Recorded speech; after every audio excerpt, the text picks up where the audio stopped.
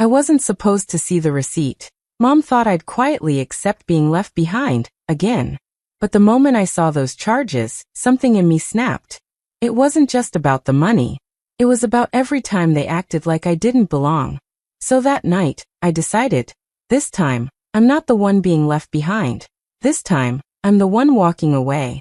Zuri walked into the house tired but happy, hoping the long shift was worth it because tonight she would finally hear more about the family trip they had been planning for weeks. She had imagined packing together, choosing outfits, maybe even laughing the way families on TV did. But when she stepped into the dining room, the air felt different. Her mother didn't look excited or welcoming. She just continued eating and said in the coldest voice, "Flights are $860 each. If you cannot afford it, stay behind." Zuri froze. The words hit her before she could even sit down.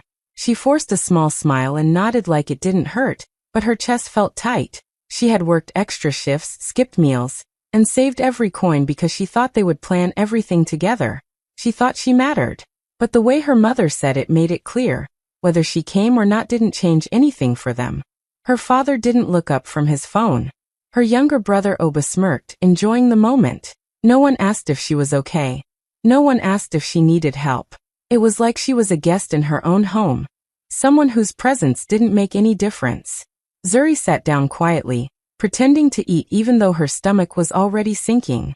She kept her eyes on her plate, so no one would see the disappointment building inside her. She didn't want to cry, not here, not in front of people who would only roll their eyes. She tried to tell herself it was fine, that maybe they didn't mean it that way, but deep down she knew this wasn't the first time. They had always made her feel like the extra child, the one who had to prove she deserved a place at the table. While her mother continued talking about hotel views and beach activities, Zuri listened like she wasn't even part of the family. Every detail felt like another reminder that the trip was already happening, with or without her. She swallowed the sadness, pretending she wasn't breaking inside. She didn't argue. She didn't ask questions. She just sat there quietly, her heart dropping piece by piece. In that moment, she realized something painful. They never planned the trip with her. They only planned it around her, expecting her to quietly accept whatever scraps they gave. And just like always, they expected her to stay silent. But this time, something inside Zuri shifted. As everyone finished eating and moved away from the table, Zuri stayed behind to clear up, like she always did. It was the one thing she could still control, keeping the house tidy, keeping herself busy so she wouldn't have to think too much. She collected the plates, trying to calm the heaviness in her chest. She kept replaying her mother's words, but she forced herself not to cry. Not here. Not now.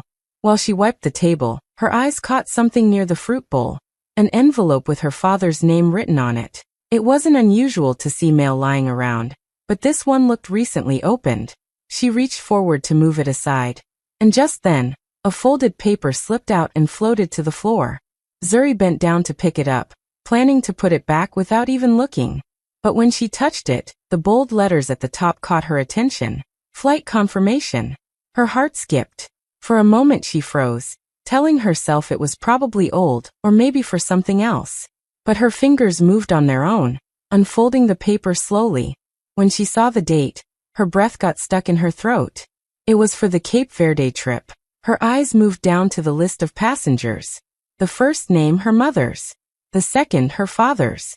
The third Oba's. She blinked hard, hoping maybe she was reading too fast, maybe she missed her name somewhere. But the fourth line was empty. A blank space. Nothing. Her hands began to shake so badly the paper rustled between her fingers. They had already bought the tickets. They had used the family card. They had fully planned the trip. They didn't ask her if she wanted to join. They didn't wait to see if she could afford it. They didn't even include her name out of courtesy. It was never about the money. It was never about whether she could pay $860. They simply didn't want her there. The realization hit her all at once. Her mother's coldness at the table, the way they talked like she was invisible, the quick glance they shared earlier. They knew she wasn't going, because they never planned for her to go. They didn't even think she would find out. Zuri slowly sank into a chair, still holding the receipt. Her eyes burned, but she didn't let the tears fall. She stared at the paper, seeing her family's names but not hers. and the emptiness felt like someone had carved a hole inside her. She folded the receipt gently, almost with care, because this was the moment everything changed. This tiny piece of paper told her the truth she had tried to ignore for years. She wasn't part of them. Not really. Not anymore. Zuri walked out of the dining room quietly, the receipt gripped tightly in her hand. She didn't want anyone to see her face, so she slipped to the staircase and sat on the second step, where she used to sit as a child whenever she felt left out. The house felt too big, too loud, too full of people who didn't notice her breaking. She stared at the paper again, hoping she had misunderstood something. But her name was still missing. No matter how many times she blinked, it didn't appear. A heavy pain spread through her chest. It wasn't just disappointment. It was the deep, sharp sting of finally realizing what she had tried to pretend wasn't true. They didn't wait for her because they weren't planning to take her. They didn't tell her about the ticket because they didn't want her to ask questions. They didn't include her because they didn't see her as part of the trip, or maybe even part of the family. She had been saving for weeks, going to work early and coming home late. She had been excited, thinking this trip would finally give her the chance to bond with them. She thought maybe this time things would be different, but the receipt in her hand proved the truth she had avoided for years. They never planned to take her. Not for a moment. The sound of footsteps pulled her out of her thoughts. Oba came down the hallway, still scrolling on his phone. When he saw Zuri sitting there, he smirked like he already knew what she had found. His eyes fell on the paper in her hands, and instead of shame he started laughing. "So you found out?" he said, shaking his head. "Honestly, Zuri, you make things so dramatic. Stop forcing yourself into places you're not invited." The words cut deeper than the receipt ever could. She looked up at him slowly, expecting maybe he was joking, maybe he would soften. But he didn't. He just kept laughing, like hurting her was entertainment. He had never worked a day in his life. Their parents paid for everything, his clothes, his games, his outings. He didn't contribute anything, yet he had a guaranteed spot on the trip. And Zuri, the one who worked, the one who helped, the one who tried, she was the one they excluded.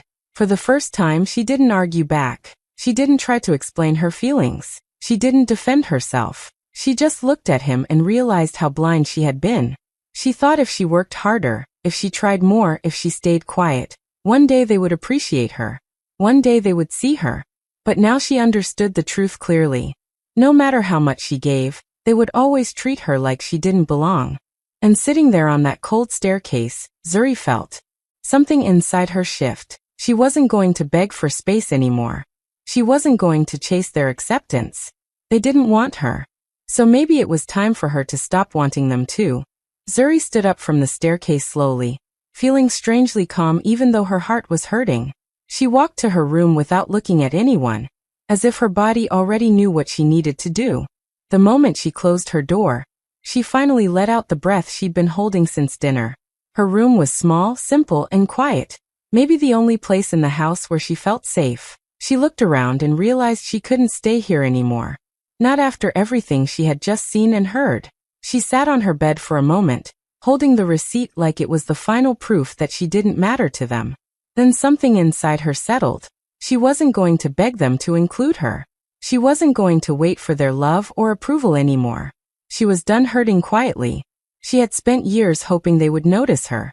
Tonight, she would finally notice herself. Zuri went to her tiny wardrobe and pulled out a small travel bag. The same one she used years ago for school trips they never cared about. She didn't pack much. Just the essentials. A few clothes. Her toothbrush. Her charger. And her documents, passport, ID card, certificates. Things she had worked for. Things no one could take from her. She folded everything carefully, not in a rush but with a strange sense of purpose. It felt like she was packing her whole life into one small bag, leaving behind the parts that hurt too much to carry. She checked her savings on her phone. It wasn't much, but it was enough for a cheap bus ticket to anywhere that wasn't here. With trembling fingers, she opened a travel app and searched for the first overnight bus leaving town. There was one seat left. It was uncomfortable, far, and definitely not the safest route, but it was away. That was all she wanted. She booked it without thinking twice. She looked around her room one last time. Her bed, her small desk, the window with peeling curtains. All the places she cried quietly, all the nights she hoped her parents would knock on her door and ask if she was okay. None of that mattered anymore. Zuri picked up her small bag and stepped out into the silent hallway. The house was still loud with laughter coming from the living room. They hadn't even noticed she left the table. No one wondered where she was. No one called her name. She walked to the front door, opened it gently and stepped outside. The cool night air touched her face, and for the first time in a long time, she felt free. She didn't leave a note. She didn't say goodbye. She didn't owe them explanations. She walked away quietly, and not a single person came to check on her. The bus ride was long, cold, and uncomfortable, but Zuri didn't complain once. She kept her eyes on the window the whole night, watching darkness turn into early morning light. When the bus finally stopped in the coastal city, she stepped out and felt the soft, warm breeze brush against her skin. This was the place she used to dream about when things got hard at home. A place with blue water, open skies, and people who didn't know her past. A place where she could start again. She took slow, careful steps through the unfamiliar streets. Everything smelled like salt, fresh bread, and hope. She didn't have much money, so she searched for the cheapest hostel she could find. After walking for almost an hour, she found one. A small building painted in fading blue with a sign that said, "Rooms available." The room they gave her was tiny, just a bed and a small table, but it felt like a new beginning. There was no shouting, no cold comments, no one waiting to judge her. Just peace. Zuri knew she couldn't stay long without finding work. The next day, she walked along the beachfront asking for jobs. Most places said they were full, some didn't bother looking at her. Twice, but she kept going. She refused to give up. By afternoon, she reached a small cafe facing the ocean. The owner, a kind older woman, looked tired but warm. When Zuri asked for work, the woman hesitated at first, but something about Zuri's gentle voice and determined eyes made her nod. "You can start by serving drinks," she said. It wasn't a big job, but it was enough. Zuri learned quickly. She greeted customers with a soft smile, cleaned tables, carried trays, and watched the waves whenever she had a free moment. Each day she felt a little stronger, a little more like herself. She built small friendships with co-workers, learned the rhythms of the city, and slowly stopped thinking about the house she left behind. One hot afternoon, while she was serving drinks outside, she noticed a tourist, a man in his mid-30s, stumble and fall near the railing. People around him panicked, unsure what to do, but Zuri rushed over immediately. She knelt beside him, supporting his head, and noticed his face was red and sweaty. Heat exhaustion. Without thinking, she grabbed cold water, soaked a towel, and placed it on his neck. She gently told him to breathe slowly as she shaded him with her tray. Her calm actions helped more than anything. The man slowly opened his eyes, confused but safe. He thanked her repeatedly, grateful and embarrassed. Zuri didn't think much of it. She was just glad he was okay. She stood up and went back to work, not knowing that this simple moment, helping a stranger without expecting anything, was about to change the direction of her entire life. The next morning, Zuri was cleaning tables when the same tourist she had helped walked into the cafe. She recognized him immediately, but she didn't expect him to recognize her. Yet he walked straight toward her with a grateful smile. He looked much better, rested, hydrated and steady on his feet. "Thank you for yesterday," he said gently. "Most people froze, but you stayed calm. You knew exactly what to do." Zuri felt shy but nodded. "I just wanted to help." He pulled out a card and placed it on the counter. It had a gold logo she didn't recognize, but the name beneath it seemed important. He explained that he worked for a major global hospitality brand, one that owned hotels and resorts across different countries. He was traveling to evaluate potential partnership locations, and the heat had overwhelmed him. "I've visited many places, and I've met many people," he continued, "but very few show the natural kindness and confidence you showed yesterday. Do you work in hospitality?" Zuri shook her head. "No. I only work here at the cafe."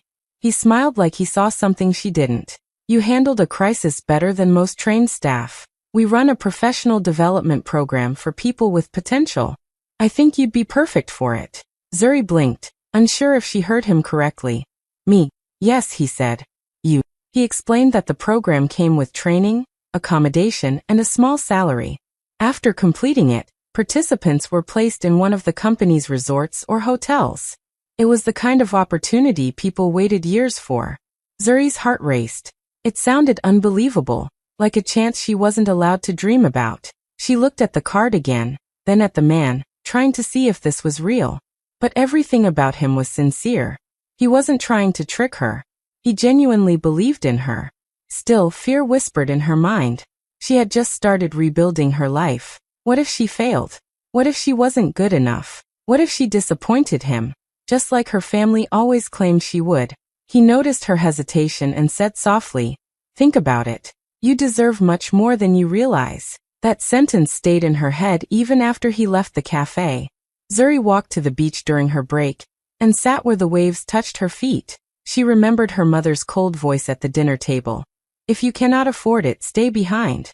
Those words had crushed her that night, but now they pushed her forward. She stared at the card again, feeling something new, hope. For the first time in years, she wasn't being told she wasn't enough. Someone saw her value, even when her family never did.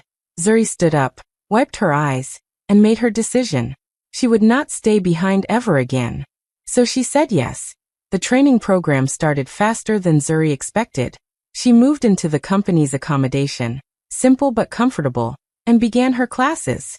Everything felt new, exciting, and a little scary, but she pushed herself every day. She studied customer service, hotel management, communication, and crisis handling.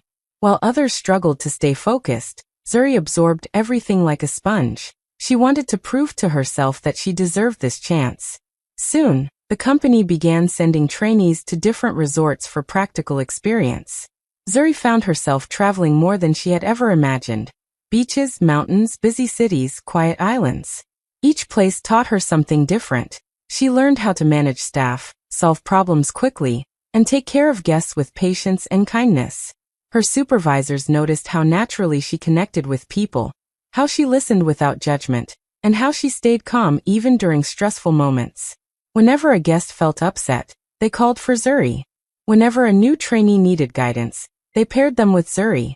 She didn't shout, she didn't show off, she simply cared. And that made her stand out. Months passed, and her reputation began to spread. Managers from different branches sent messages praising her work. Her name became known among the regional directors. Even the head office noticed her performance reports. It shocked Zuri sometimes. She never thought someone like her could be recognized on such a big stage. Then one afternoon, she received an email that made her freeze in place. The company was hosting a major global hospitality conference in Morocco, and they wanted her to attend, not as a trainee, but as a speaker in one of the breakout sessions.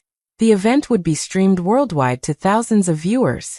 Leaders, investors, partners, professionals from around the world would be watching. Zuri stared at the email, hardly believing it. Her hands shook, but for the first time, it wasn't from fear, it was from pride. She remembered sweeping the cafe floors, sleeping in a tiny hostel room, and sitting alone on the staircase in her parents' house. Now she was being invited to speak at an international event. She packed her bags carefully for the trip to Morocco. As she walked through the airport, she felt a new kind of confidence, a quiet strength she hadn't felt before. She didn't need her family's approval. She didn't need their praise. She had built this life with her own effort, her own pain, and her own courage. When she arrived at the conference venue, the lights, cameras, and huge screens made her heart skip. She was finally stepping into a world her family always believed she didn't deserve. But she was here, and she belonged. Zuri was getting ready for her next session at the conference when her phone buzzed. She ignored it at first, thinking it was a work notification. But the phone buzzed again, then again. Curious, she picked it up, and froze when she saw the name on the screen. Oba. For a moment, she just stared at the message, not opening it. Her brother never texted her, unless he wanted something. He had never checked on her since the day she walked out of the house. He didn't call when she arrived in the new city. He didn't ask if she was okay. He didn't even notice she had disappeared. But now suddenly he had something to say. Slowly she tapped the message. Zuri, come home. Mom is panicking. They saw your name on the hospitality summit page. They didn't think you'd go far. Just come back. Zuri read the words twice, then a third time. Her heart didn't race. She didn't feel angry. She didn't feel hurt. She just felt calm, like she finally understood everything clearly. So that was it. They didn't miss her. They didn't worry about her. They didn't suddenly love her. They were panicking because the whole world had seen her name, because their forgotten, ignored daughter was being recognized publicly in a way they never expected.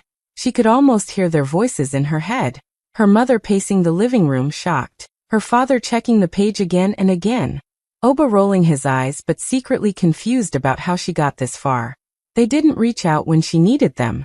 Now that she didn't need them at all, they wanted her back. Zuri sat down on the edge of the hotel bed and stared at the screen. She remembered the night she left, the silence, the laughter from the living room, the way nobody cared enough to knock on her door. She remembered Oba laughing at her face, telling her to stop forcing herself where she wasn't wanted. But now he was the one calling her home. She took a deep breath and placed her phone beside her. The message didn't shake her. It didn't bring back the old pain. Instead, it showed her just how far she had come.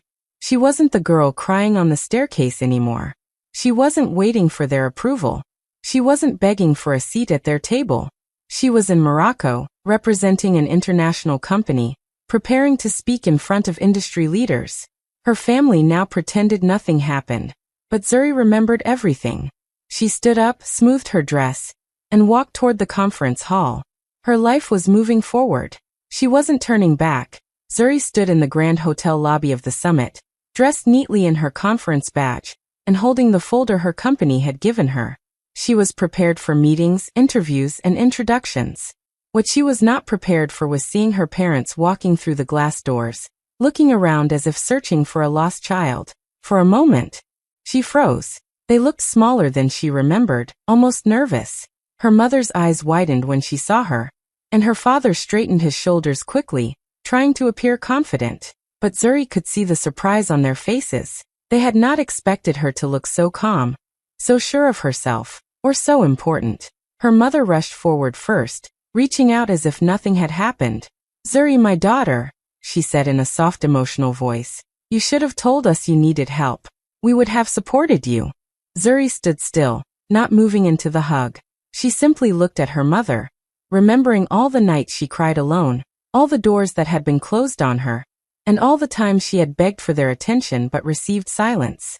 Her mother's arms slowly dropped when she realized Zuri wasn't stepping forward. Zuri gave a small smile, but it was polite, not emotional. "You never gave me the chance to need you," she said quietly. Her voice didn't shake. Her heart didn't race. She felt no anger, just clarity. It was the truth, simple and clean. Her father cleared his throat and tried to act normal. "We heard your name on the speakers," he said. "People were talking about you. Your company, they respect you a lot." "Yes," Zuri replied, still calm. "They do." She didn't brag. She didn't try to make them feel guilty. Her success spoke louder than anything she could say. Her mother tried again. "We just want to understand. You grew so much and we didn't know. Why didn't you tell us you were doing so well?" Zuri looked at both of them with eyes that had seen pain and learned strength. "Because you were not listening when I was struggling," she said softly. "So I learned to grow alone." She reached out her hand, not for a hug, but for a handshake, a quiet message that the relationship had changed forever. Her parents hesitated, shocked. They finally took her hands the way strangers do when meeting someone important. And that was exactly how Zuri treated them, not with hatred but with distance. As they stood there, unsure of what to say next, Zuri excused herself politely. She walked toward the conference hall, shoulders straight, steps steady. For the first time, her parents saw the woman she had become. Someone they could no longer control, guilt, or break. Someone who no longer needed them. Weeks passed, and Zuri's life began to settle into a rhythm she had only dreamed about. She had signed a long-term contract with the resort brand, a place where her skills were valued and her ideas respected. Every morning she walked into her office, organized and bright, feeling proud of what she had built with her own hands. The city by the ocean, the sounds of waves crashing against the shore, and the warm sunlight streaming through the large windows all reminded her how far she had come. Her small apartment overlooking the water had become her sanctuary, a place where she could think, rest, and plan without anyone's judgment or interference. Every detail of her life now reflected her independence. She decorated her space with items that brought her joy. A small plant on the windowsill, a bookshelf stacked with her favorite books, and a framed picture of the beach where she had first arrived. Each object reminded her that she no longer depended on anyone to feel worthy or safe. She had created her own world, one where she could thrive on her own terms.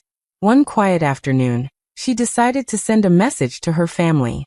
Not an angry one, not a long explanation, just a single picture. It was of her standing in her new office, sunlight pouring behind her, the ocean visible through the large glass wall. She added a short message, simple but powerful. I didn't need a seat on your flight. I found my own wings. After sending it, she didn't wait for a reply. She blocked the chat and set her phone aside. There was no need for conversation, no need for validation. She had already proven her worth to herself, her parents. And Oba could see her success if they wanted, but she no longer needed their recognition. Zuri walked out to the balcony, letting the warm breeze brush her face. She closed her eyes and inhaled deeply, feeling the ocean air fill her lungs. For the first time in years, she felt completely free. Free from judgment, free from neglect, free from the weight of their expectations. The sunlight danced across the water, reflecting in her eyes, and she smiled softly, not for anyone else, but for herself. She had left behind the house that never valued her, the people who underestimated her, and the life where she was always last. Now every decision, every success, and every moment of joy belonged to her. She had found her place in the world, not because someone gave it to her, but because she had claimed it for herself. And as she stood on that balcony, watching the waves, Zuri finally breathed like someone who would never again be left behind.